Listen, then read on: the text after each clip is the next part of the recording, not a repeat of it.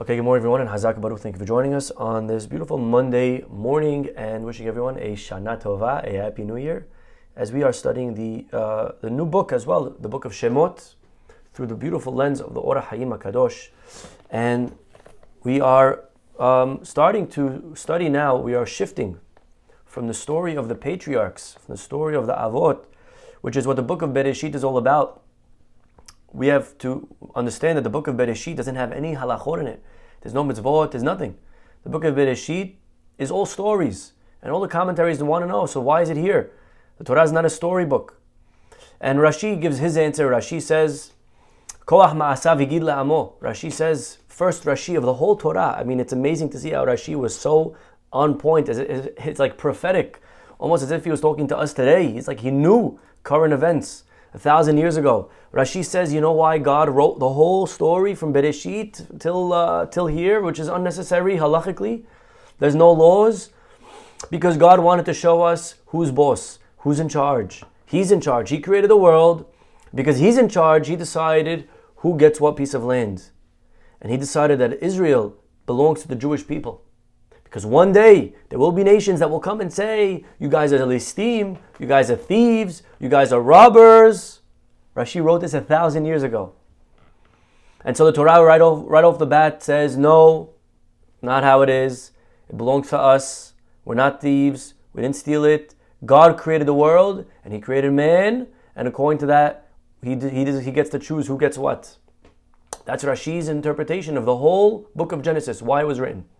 To be able, now again, unfortunately, you go and show the Arabs, you go and show the world the Rashi, they're not going to care what Rashi has to say. But at least for us, we need to know that we are not thieves. For us, we need to know that we are doing what was given to us. And that is Rashi's way of understanding, explaining the book of Bereshit. The Ramban says no. The Ramban says, you know why all of Bereshit is about? Ma'aseh avot siman labanim. Ramban writes that the whole book of Genesis is about reading what happened to our forefathers and foremothers, and they will tell us a story about what's going to happen to us. Ma'aseh avot siman labanim. So Abraham, he went down to Egypt. That means that one day his grandchildren will go down to Egypt. And Sarah was abducted. That means that the Jewish woman will be abducted. But Sarah remained pure. That means the Jewish woman will remain pure. The whole story of the Jewish people happened once to the Avot. They were a microcosm of the story of the Jewish people as a whole. And then we open our book of Shemot, and we're no longer studying about individuals. We are now studying about the nation. And we read right off the bat, the moment we become a nation, Ve'ele Shemot b'nei Israel, and these are the names of the Jewish people, of the children of Israel. The moment there's a people of Israel, comes along anti-Semitism. Vayakom melech chadash, a new king, a new regime.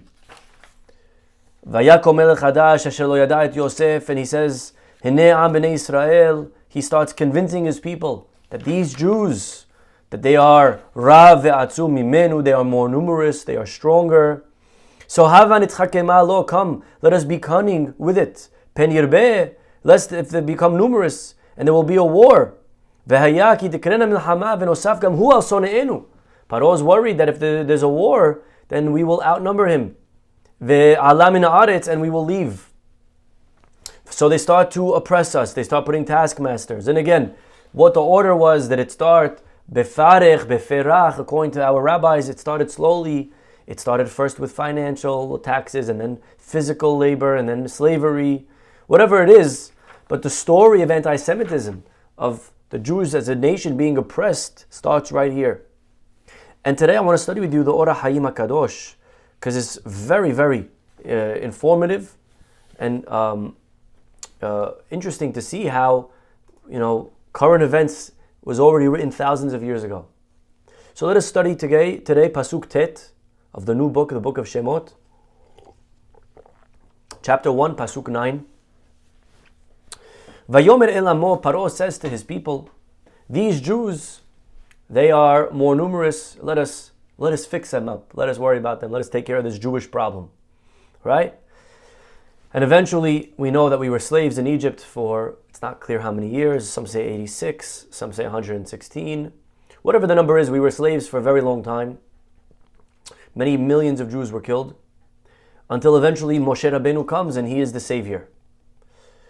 And Ora Hayim over here on Pasuk number 9, he has some questions.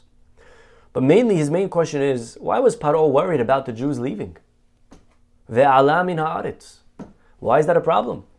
If we're a threat, if you're afraid of it from us, then us leaving should be hallelujah. You should be very happy that we leave. You should be relieved that we leave. Leaving is amen. Inshallah you leave. You have countries now that they're realizing that they open the doors to immigration. They have too many of whatever denomination in their country, and they're uncontrollable, and they're creating problems. And you can't do anything about it anymore because it's too late. You woke up too late and they're all flooded all over. What are you going to do? Paro was worried about this. Paro said, there's too many Jews. And what is he worried about? I'm worried they're going to leave. Worried they're going to leave?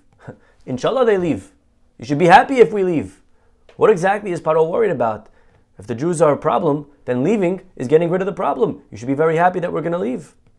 Now Rashi does say, he answers this question, Ve'ala min ha'aretz. When Paro said, I'm worried about the Jews leaving, he didn't mean we leaving. He was talking about himself. I'm worried that the Jews are going to be so powerful, ve'ala min ha'aretz, we're going to leave. Right? Ki'ilu katav ve'alinu min ha'aretz. Paro meant, I'm afraid that if there's a war, we're going to have to get expelled. We're going to have to find a new country because the Jews took over. That's what he meant. That's what Rashi's answer. But Ora Hayim doesn't go with this answer. He wants to follow the simple meaning that Paro was worried about the Jews leaving. So let's see what he has to say. He says, Yitba'er al derech omram. This could all be explained based on the words of our rabbis. The Pasuk, if you go back to the book of Bereshit, Yaakov Avinu, if you remember, his sons Shemot and Levi wiped out an entire city. When they abducted Dinah, Shemot and Levi and they killed the whole city of Shechem. And Yaakov was not happy with this. He wasn't pleased with this. He says to his sons, Achartem oti, you guys have achartem, you have clouded the waters. Shetzlula haita havit, the barrel was clear. You know, when you have a barrel of wine, all the sediments are on the bottom. So until you get to the bottom, the wine is very clear, it's fine, you could drink from it. When you get to the bottom, there's problems. But until then, it's okay. Yaakov says to his sons, but you now mixed all the sediments back in. You made it very cloudy and dirty again. And what Yaakov was saying to his sons was, Masoret haita beyad Kanaani. There was a tradition. And I don't know how they knew this, but they knew that one day, Atidin lipol beyad Israel. The Canaanim, the people that inhabited the land of Israel, the non-Jews, they knew from tradition, from generations back, that one day Israel will belong to the Jews, to the children of Shem. They're going to come and destroy them, and there's going to be a war. They knew it. They knew it. They knew. Canaan knew that Israel will one day be taken by Bnei Israel. And therefore, the Canaanim who lived there, when they saw Yaakov, they saw his kids, they weren't afraid because they said, okay, right now the barrel is still clear. You have a long time till we get to the bottom, till we get to the war, till we get to the sediments. I'm not worried. Yeah, we have generations. For now, we can live in peace. We don't have to worry about it. They saw Yaakov and his family as harmless. But what happened when Shimon and Levi came and they wiped out the whole city? So Yaakov says to his kids, now you created a commotion again. You brought all the sediments back up. Now we became a threat. Lazeh Amar, and therefore, Yaakov says, Achartem oti, what did you guys do now? Now we're in trouble. So what does Paro say now? Coming back to our story. He says, Am Bnei Israel. He says to his people, look at these Jews. The people that are known for their courage and might. Rav ve'atzum. They are at a point that they are more numerous and stronger than we are. And now they are a real threat. They are a liable threat. So think about it. Realize that there's a danger here. That the tradition, the prophecy, the prophecy from once upon a time that the Jews are going to take over, this could happen right here, this could happen right now. It could happen that the Jews will take over the land of Israel. And why is Paro worried about that, you may ask? Paro is Egypt. Let them go to Israel. Paro says, let us act in a cunning way. Maybe they'll be numerous, and they'll go up from the land, meaning, and when they leave the land, they're going to go to Israel, and they're going to fulfill the prophecy of the tradition, which is to kill all of the Canaanim, and here's the key word, Ahiv, which is Egypt's brother. If you remember, the original Canaan, the forefather of the Canaanites that are living in Israel, was a brother of Mitzrayim. Okay, so Mitzrayim and Canaan were brothers, children of Ham. And therefore, Paro said, out of brotherly love, out of worrying for my brother Canaan, let us make sure that the Jews don't leave. Okay? That's what he meant, that he's worried about them leaving. He's worried about them leaving because if they leave here, they're going to go fight them there, and they're our brothers. Mitzrayim, by the way, therefore, what was their plan? Their plan was to keep them there in jail. That's why it's called Mitzrayim. Mitzrayim, what does Mitzrayim mean? Mitzrayim means Bet Kele. Mitzrayim means a jail cell. Min ha-metzar karatiya. Metzar means confinement. Mitzrayim wasn't just the name of a place. It's a meaning. It means to confine, to hold, to imprison. The Egyptians' goal was to imprison the Jews so that we don't leave and eventually destroy his brother Canaan. And you see over here something very interesting. Lesson number 1 is that Mitzrayim did all of this, according to this answer, not even for themselves. They did it for their brother. They did it for their brother. They did it for someone else that they saw eye to eye with. They did it for somebody else that they had a common interest in. And again, you're seeing that today. Unfortunately, many people that don't even believe in the same thing as Hamas. They don't even share similar values. Hamas, such a radical religion. And you see all these people parading and marching and standing with them. It doesn't make any sense. How do you stand with them? They would kill you. All these people that are pro all these things, that they have these values that are, right, abortion or LGBTQ, all these things, Hamas would kill you. Hamas would kill you. And yet you're standing with them. You're standing with them. How could that be? How does that make any sense? You see that these people, it's not even a war. They're not even fighting for themselves. They're fighting for somebody else. And this is the first anti-Semitic act of Paro fighting Jews. He wasn't even fighting for himself. He was fighting us for his brother Canaan. Well, that's answer number 1. Continues over here the Ora Hayim, Od Yirtzeh. But there is another meaning to the verse, what he's trying to convey when he says, Hineh, behold, the Jewish people are stronger. As follows. Ki am zeh meshuneh mikol ha'amim. Paro is saying to his people, these Jews are very different from any other nation. Ki sh'ar amim yit'arbu b'nehem. Any other nation assimilates. They have many mixed population. En lecha am she'en bo ta'arovet gadol mikama amim. Every nation has a huge mixture of various nations mixed into it. Go look today in any country you want. There's not one nation. Every nation today is a mixture of many nations. Wherever you go, anywhere you look, you have a mixture. Asher lo ken am Yisrael. That's not the case with the Jewish people. The Jewish people are the Jewish people. They do not assimilate. That's why we are compared to oil. Oil, you try to mix it with other liquids, it doesn't mix. We remained pure. We remained with ourselves for 400 years of Galut in Egypt. How many years we were there? 210, whatever the number is. We did not assimilate with the Egyptians. We remained alone. We do business with them. We maybe go to games.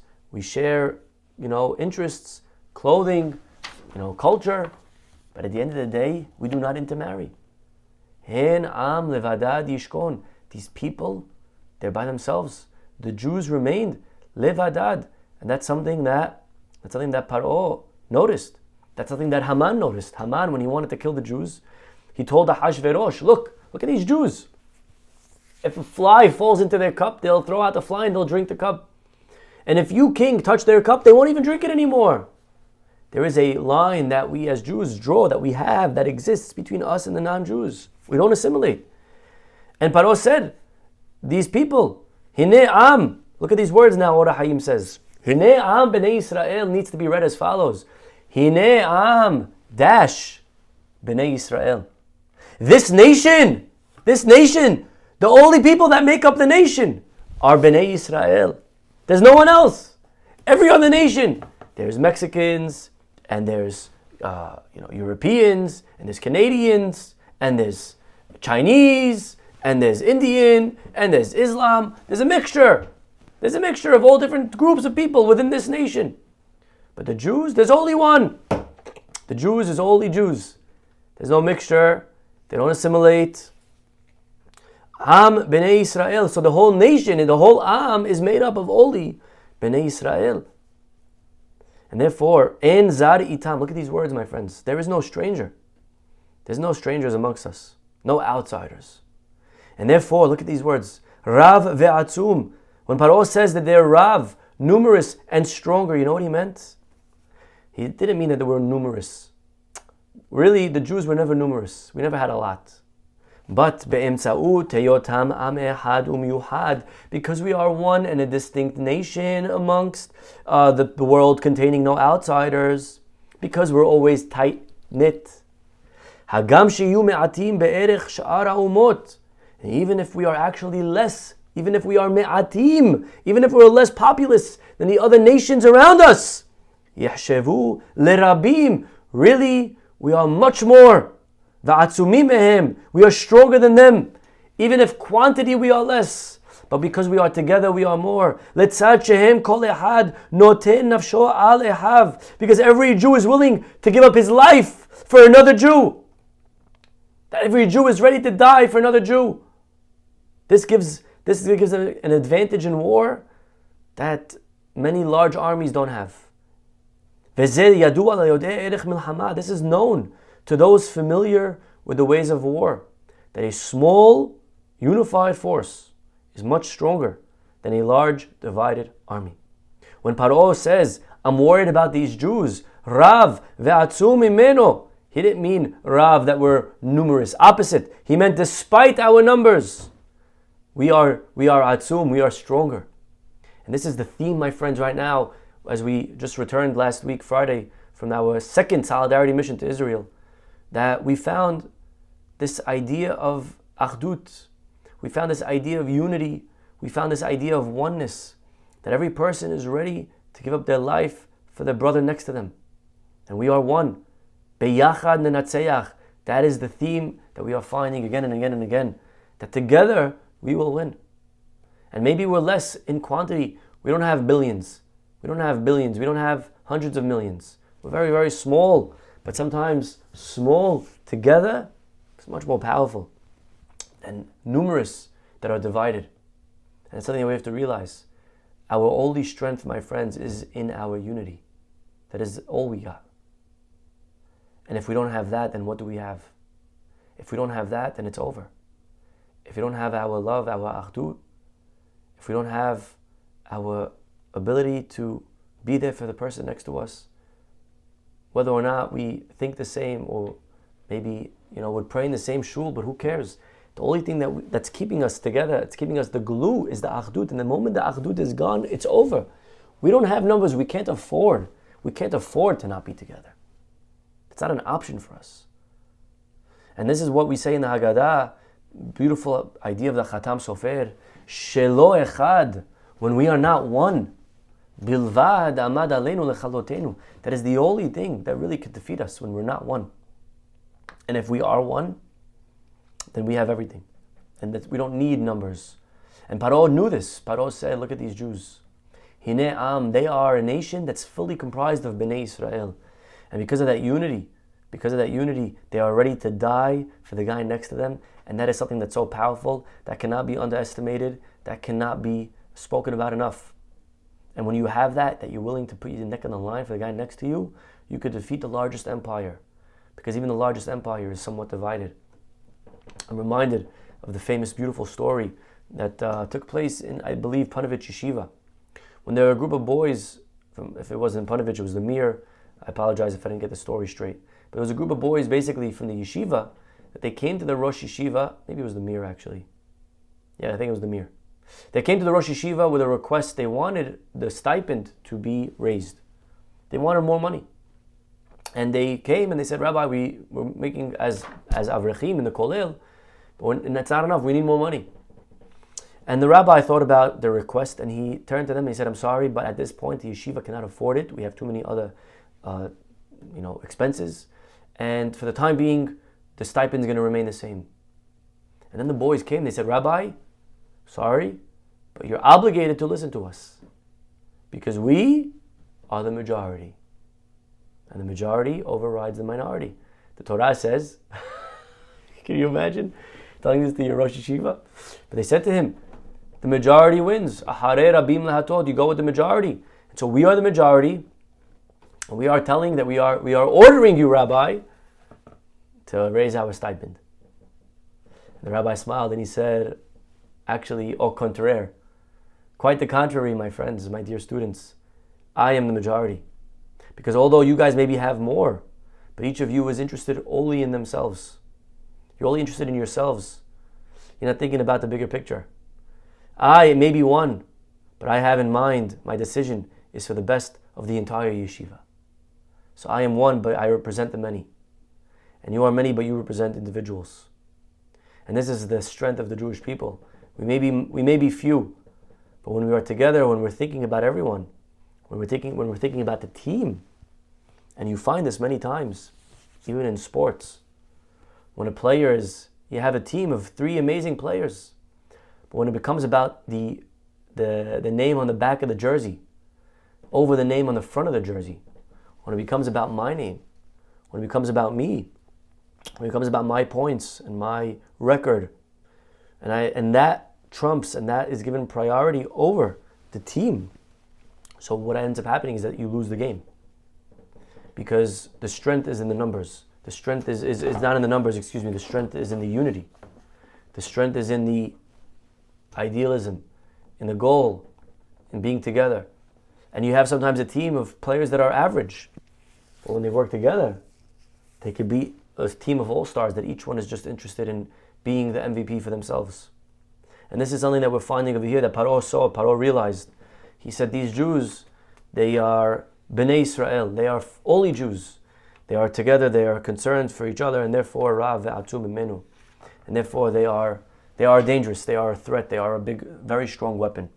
And that's, I think, an amazing lesson for us today, to make sure that we learn from back then that the only way we will get out of this one, my friends, is when we study the lessons of achdut, of unity, and ultimately what happened when we left Egypt. We had to take an agudat ezov, we had to take a bundle of hyssop, and we had to dip it in blood and put it on the doorpost. Because we had to remember the lessons, we had to learn the lesson of agudah, of oneness. And then until we were a bundle, until we were able to gather hands, hug each other, arms in arms, until we did that, we were not getting out of Egypt. Or Haim continues and he says, Od Yirtzeh, another idea. Be'omro ra ve'atzum imenu, what does he mean when he says that they are more numerous? Perush, meaning shegdulatam veribuyam mehem haya. Pharaoh says, you know why the Jews, they're Rav, you know why they're so successful? Mimenu, because of us. The Jew is rich, the Jew is thriving, the Jew climbed because he stepped on our heads.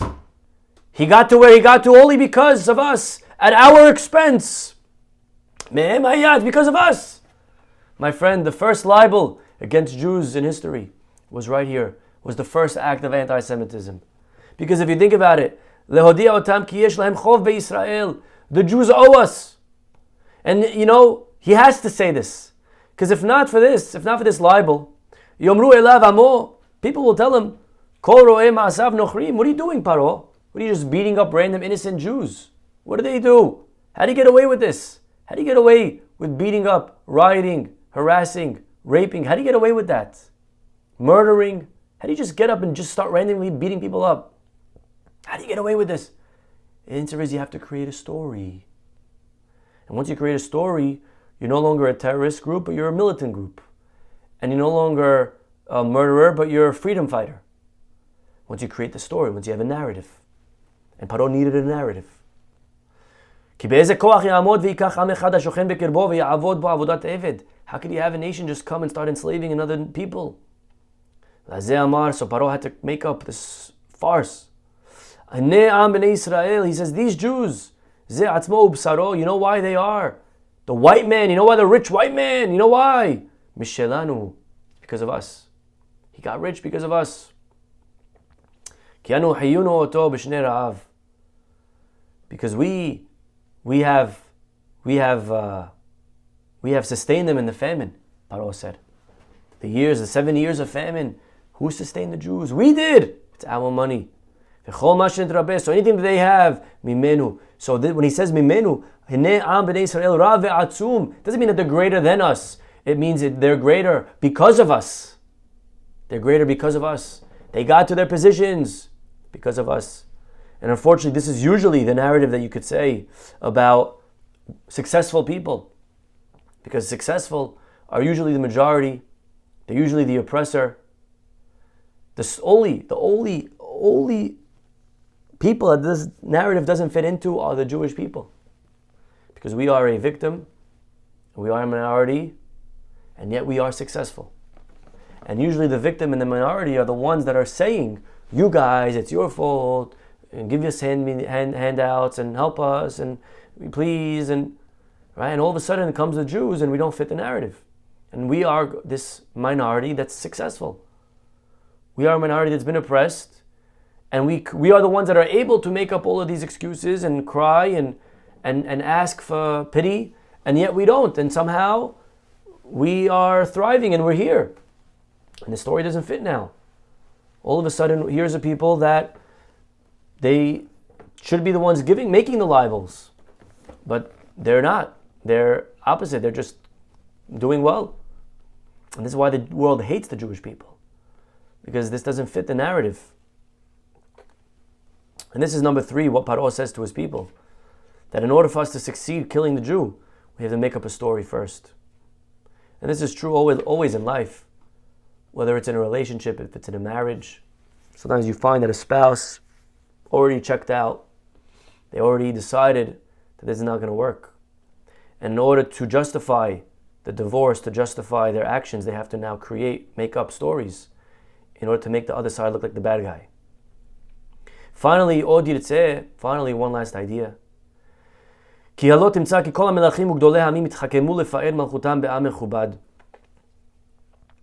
know, you'll find that all kings and heads of state strategize to glorify their kingdoms. They want to rule over a nation that is respected. Especially over the Jewish nation, which has a unique reputation and quality. To be successful, how successful are you? Well, as a nation, what makes you successful? As a king, the greater amount of people you rule over, and the more important the people that you rule over, the greater your honor, the greater you're respected. And to enslave the Jews, wow. If we could enslave the Jews, you made it to the top of the world, of the totem pole. Indeed, you'll find throughout history that any nation that ruled over the Jews was superior to any other nation at the time. Whoever rules over the Jews are the most prominent in the world. We were never ruled under the world's number 2. You have to know that. When Egypt ruled over us, they were number 1. When Babel came, they were number 1. When Paras came, they were number 1. When Rome came, they were number 1. When Hitler came, he was number 1. Every nation that destroyed the Jews, or that tried, they were always the world's empire at the time.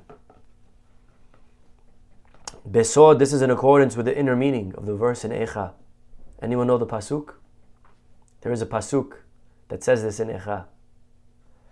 Hayu sareha lerosh.